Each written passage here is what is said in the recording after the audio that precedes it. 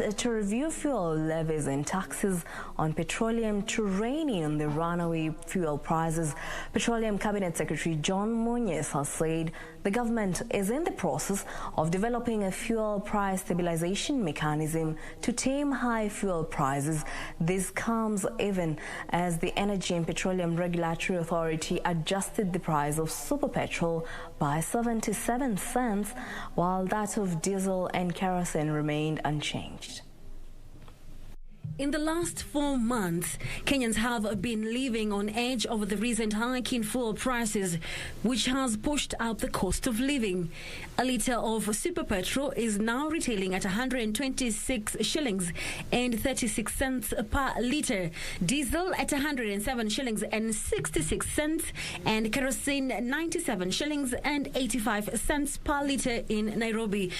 Appearing before the Senate today, Petroleum Cabinet Secretary John Munyes says the pricing regulations allows very little flexibility in pricing, adding that taxes and levies contribute the highest portion of pump prices. The cost is landed, and these are the taxes. We know you do not have any control of the taxes, but you've got control on the landing price and also on the margins. It allows us very little flexibility.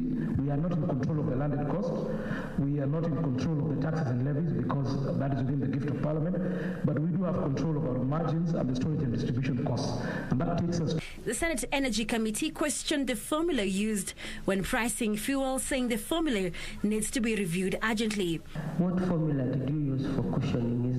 Is it standard? Is it haphazard? Does it change from month to month? Where you can control on the landed cost, what is the projected landed cost, so that you can tell Kenyans from tomorrow, expect to pay more on petrol, diesel, and everything else, even their unga. CS in charge of this, and we are telling you now from the many voices we have heard from Wananchi, we would wish you to give us that undertaking, that there will be no fuel prices.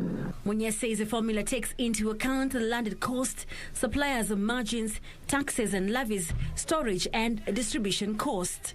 We have a trend now. The petroleum levy, development levy, cushions on prices. There's a fact that prices are going up. We therefore need to discuss with National Treasury. The Energy and Petroleum Regulatory Authority Acting Director General Daniel Kipto has said the pump prices mirror international prices, hence the need to develop petroleum infrastructure that will ensure the country has strategic stocks. Because you have countries where they've been able to stockpile product during low prices, which they then release into the market when the market has rejigged itself and prices have gone up, to be able then to cushion its citizens. This comes even as Energy Petroleum Regulatory Authority adjusted marginally the price of super petrol by 77 cents, while that of diesel and kerosene remained unchanged. EPRA says the pump prices remained unchanged despite the average landed cost of imported petrol going up by 1.52%, diesel increased by 5.08%, while kerosene increased by 4.41%.